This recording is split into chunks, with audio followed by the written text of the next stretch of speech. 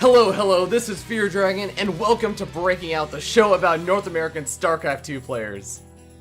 Here on this show, we spend 1 week highlighting an up-and-coming North American player. Throughout the week, we find out more about the player's history, their personality, and their playstyle over the course of 6 short episodes. On Monday, we'll interview the player and find out more about them. Tuesday through Thursday, we'll watch a game from each of the various matchups casted by your very own Fear Dragon. On Friday, we'll check out a generally awesome game with some sick play, and on Saturday, we'll kick it back with the player and have some wacky fun with some randomly selected events like handicap ladder matches, karaoke, and dance contests. Each episode aims to be about 20 to 30 minutes long, so you can learn more about the North American StarCraft 2 scene without interrupting your busy WCS schedule. Thanks so much for watching, and I hope you enjoy the show. Game resumed. Hello, this is Fear Dragon coming at you with another episode of Breaking Out, the show about North American StarCraft 2 players that you need to know about. And once again, I am joined here today with Shadow. How you doing today, man? I'm doing as good as I was a while ago. How about you? Doing pretty good, man, because, I mean, this is a completely different day. It's definitely not 30 minutes after the last recording. But with that being said, I wasn't too sure about that. I know I was not sure about that either. I've lost track of time because StarCraft's pretty fun, man. But let's go ahead and jump and introduce the players as we spawn up here on top in the top left-hand corner. On top of the highlight player of the week, it is going to be the purple Terran player representing Team Core Gaming. It is Core Gaming Sonic. And spawning in the bottom right corner, also playing as Terran from Team Pavane, it is Marine Lord. And Marine Lord, a French Terran player. So we were actually pleasantly surprised as we loaded up this replay. We were like, does Marine Lord have a platinum level border on him? We were like, is that platinum? Is that silver? Oh man, Sonic, did you send me the wrong replay? No, he is in fact a French player. Probably doesn't play too much, and just based on the fact that Sonic is purple, this looks like a kind of friendly custom match about. And I'm curious to see how this is going to go. It's a Terran versus Terran, so we already see a little bit of differences in the opening. Tell us a little bit more about that, Shadow. Well, we know Reapers are probably going to come out from Sonic. And right now, we're just seeing a standard 1-Rax FE from Marine Lord. So Marine Lord, well, no, here comes his... Oh. Yeah, okay, so they're basically doing the same thing at the moment.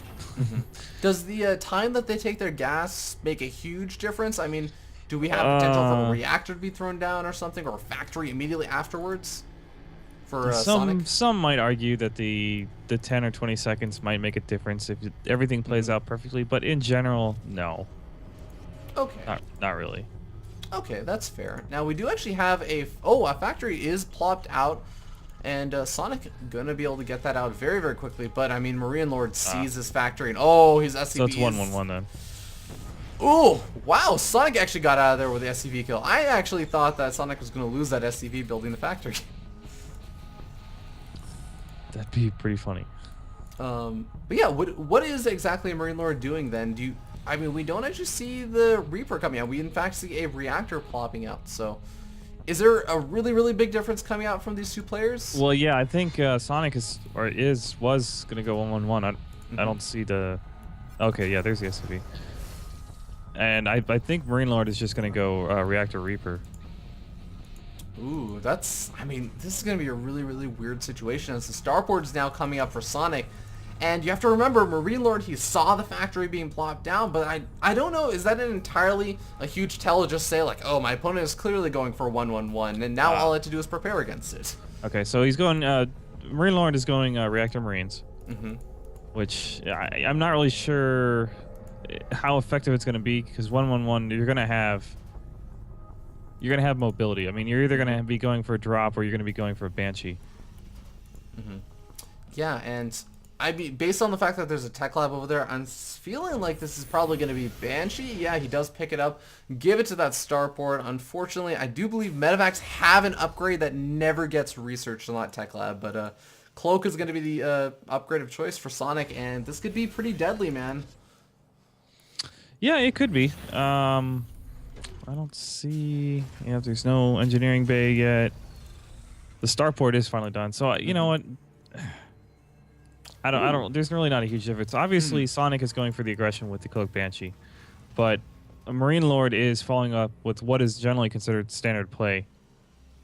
Yeah, I mean, Marine Lord's build looks much more standard, but the fact that he has that tech lab and oh yeah, the barracks is lifting up. I think he's going to be getting out potentially a Raven, or do you think this is going to be a Banshee, or too early to tell? Do you think? Well, it would make sense to make a Raven and a Viking. Mm-hmm. Yeah, here's the Viking. Because that's generally how you deal with it. When you're like, look, I don't want to do Banshee back, but I don't want your Banshee doing damage. I'm just going to go for Raven Viking. And it pretty much shuts it down. Mm-hmm. Oh, hell. Widowmine shot goes off, kills one of the Hellions. Marine Lord going to have to be a little bit careful. But Marine Lord does critically, I believe, get the scout off to see whether there's a natural expansion. I actually can't tell if he should have been able to see if there was a natural expansion there. Because, I mean, that would be a huge indication of how much Sonic is actually committing to this right now. But the Viking does come in. Cloak goes down on that Banshee. Missile turret is going up. A scan does go down, but the Marines not actually in position because of that ramp. And the Banshee does manage to escape. It's already done a nice little bit of economic damage. And, wow, he's just out of range of that missile turret. He's just skirting that turret. Ooh. Does end up losing the Banshee, though, and that's going to be a little bit of a painful loss. And, I mean, Marine Lord has a nice little contain going over here with these Hellions. As he might be able to take out one of these Widow Mines.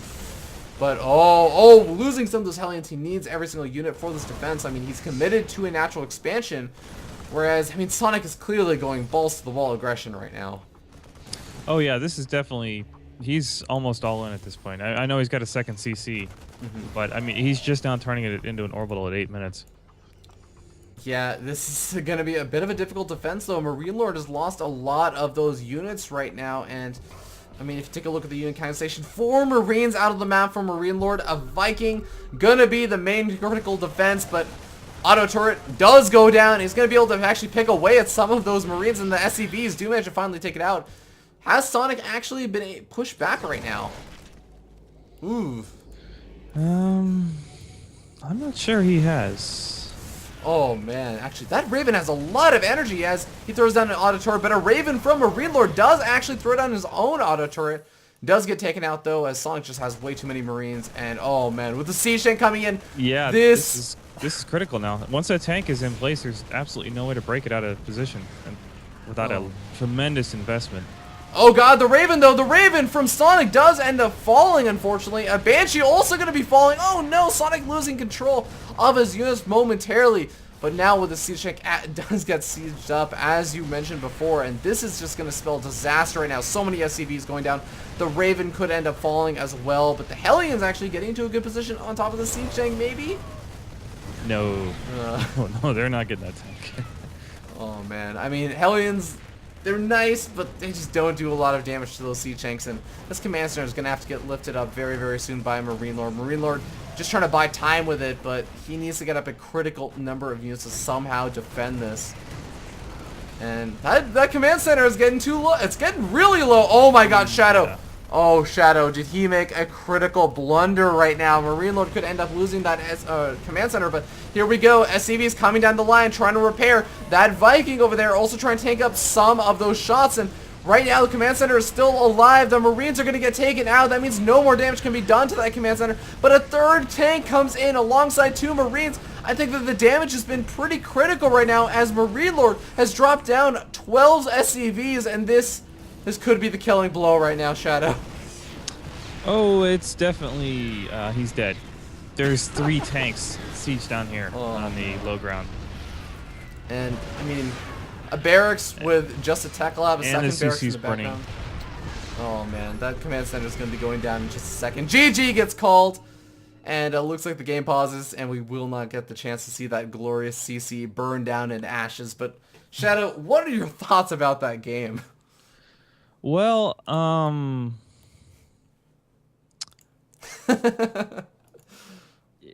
honestly, it was a little strange. It seemed like the Raven was a little late coming out. I don't think the Banshee had a huge effect from Sonic, but I still think the Raven came out a little late for Marine Lord. It looked like he spent a little time waiting before he moved the starport onto the tech lab. Also, once those tanks were in, I mean, that was pretty much it. I mean, there was absolutely no answer to those tanks. You know, it's unfortunate because Oh, Marine Lord had the reactor, the ability to make a lot of Marines, but he did not have enough Marines to actually stop the tanks from getting a good position. And once the tank was in position, I mean, that was pretty much it. There was nothing he could have done after that. yeah, I just feel like Marine Lord maybe misread the situation after that Banshee harassment got shut down. He was like, okay.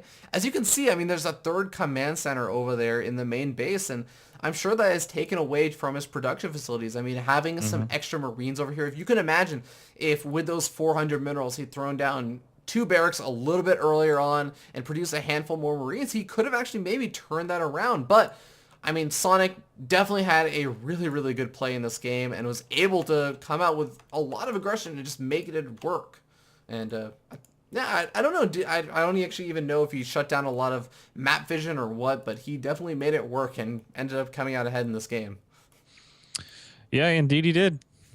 But, with that being said, guys, please go ahead and give a follow over to Core Gaming Sonic, the aggressive Terran player, over on Twitter and on Twitch if on the rare occasion he does decide to stream. But, of course, Shadow, where can people catch you at? Well, I'm pretty elusive, but if you want to catch me online, I'm going to be on facebook.com/Tampa Esports or on Twitter at RMDeluca, which is RM as in Mike, DELUCA. Yeah, guys, definitely go give Shadow a follow over here and check out Tampa Esports. It's a really awesome organization. But, of course, if you also enjoyed this episode, please consider following me over here on twitch.tv/FearDragon64 or over on youtube.com/FearDragon64, whichever one you're watching it on. And, hey, you can go ahead and give a follow to the other one as well.